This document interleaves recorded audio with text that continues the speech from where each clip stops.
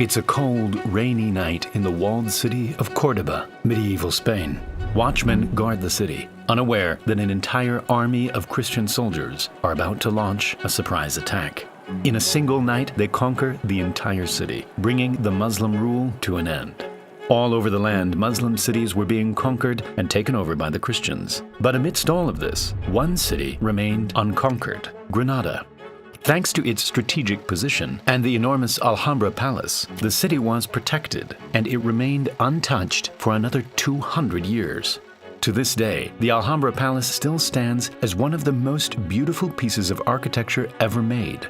But as you walk through the luxurious courtyards and hallways, you start to notice something even more special: the water. Winding its way through the palace is a mind-blowing network of medieval pipes and channels that carry water to vibrant gardens, thermal baths, and elegant fountains. The engineering required to pull this off was astonishing, and it gave the palace things like underfloor heating and fountains that could tell the time. This incredible system also kept the palace cool and brought life to the surrounding nature for hundreds of years. We modeled the entire thing to show you how it all worked and the lost mechanisms that once allowed the water to defy gravity and travel uphill. When the ruler of Granada commissioned the palace, the engineers had one major problem. The hill was around 200 meters above Granada's main river, and getting water up to the palace would be a huge challenge. And so they followed the river 6 kilometers upstream to a point that was considerably higher than the palace. From here, they dammed the river and started redirecting it down a new channel known as the Royal Canal. With meticulous planning, it navigated its way through the difficult terrain, maintaining a very shallow slope until it arrived just outside the palace. It was a huge amount of work, but this was only the beginning. The designers of the palace had big ideas: elegant fountains shooting out jets of water, bathing rooms with showers and underfloor heating, and clocks that were powered by water.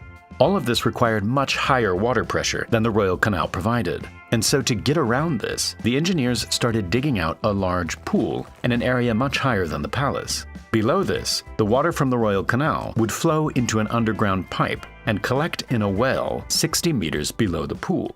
At the top of the well, the engineers installed a water wheel equipped with buckets that could be turned by an animal. This would raise the water up to the surface and fill the storage pool with around 400 cubic meters of water. Having all this water stored above the palace pressurized the entire system, and at the same time gave the palace a backup supply of water in times of drought. From here, the water passed over an aqueduct and into the palace, where things start to get really interesting. The water would split off into a complex network of carefully designed channels, carrying just the right amount of water to the pools and fountains all around the palace, the most impressive of which was located at the heart of the palace. Built in the 14th century, it featured 12 lions that each shot out a jet of water to show what time of day it was. In a controlled sequence, the lions would activate hour by hour until all of them were spouting out water by midday. The system would then reset itself and the process would start again. But how was this possible with medieval technology? Inside the fountain was an early version of the Opera web browser. Just kidding. Opera R2 is the next generation of web browsing, with elevated music and video playback capabilities, and a whole new way to deal with tabs. Without interrupting your browsing experience, you can control your music and even watch YouTube while you browse. Just hover over the player icon on your music streaming service to skip a song, and pop out your YouTube video and stick it in the corner while you browse. Getting lost in your tabs is a thing of the past thanks to Tab Islands, which lets you organize your tabs by category and automatically groups them together. Opera also gives you a subtle hint at your most recently used tabs, so you never lose track of what you're doing. Even split screening 2 pages is super easy and can be done without opening different windows. With Opera's built-in AI features, you can get answers to questions without leaving the page you are working on. Just hit Ctrl+/ to open the Aria command line and explore more about any topic. With Aria's image features, you can generate images and also upload your own images and get a detailed rundown of what's in the image. The look and feel of Opera is fully customizable, with different themes that let you change the background, UI colors, sounds, and more. Download Opera today with the link in the description and start experiencing the next generation of browsing. In order for the Alhambra central fountain to tell the time, the engineers came up with a very clever but simple design. The large bowl in the center of the fountain had 12 holes placed at very specific heights, each leading to a lion via a series of internal pipes. A central pipe would fill the bowl at a slow and constant rate, causing the water level to rise and activate the lions one by one. The holes were so precisely calculated and the water supply was so constant that it would take exactly 1 hour to reach the next hole. After 12 hours, the bowl would be full of water, and a clever siphon inside the bowl would reset the system naturally. As the water inside the bowl started to rise, so did the water in the siphon. Once it reached the top of the siphon, it would curve and start falling down the drainage pipe. At this point, a seal was created and no air could get in to replace the falling water. This activated the siphon, and the surface tension of the falling water would pull the rest of the water with it. In a matter of seconds, the bowl would drain completely and the process would start again. The water from the lions would exit via 4 shallow channels in the ground and continue on throughout the palace, eventually reaching another engineering marvel, the thermal baths.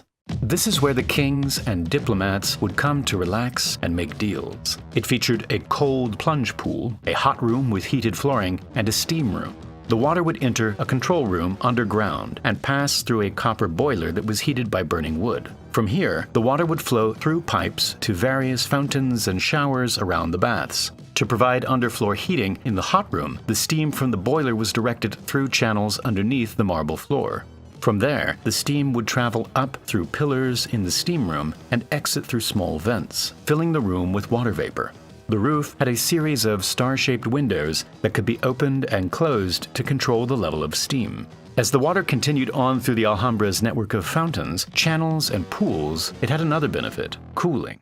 Granada is an extremely hot part of Spain, but as the warm air blew over the pools and fountains, the water would evaporate, cooling the air surrounding the palace and making it a very comfortable place to be. The water continued all the way through the palace until it reached the western portion of the palace where the soldiers lived.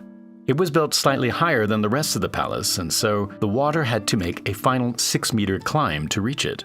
We saw how water wheels were used to raise the water, but for this section, they came up with something much more impressive.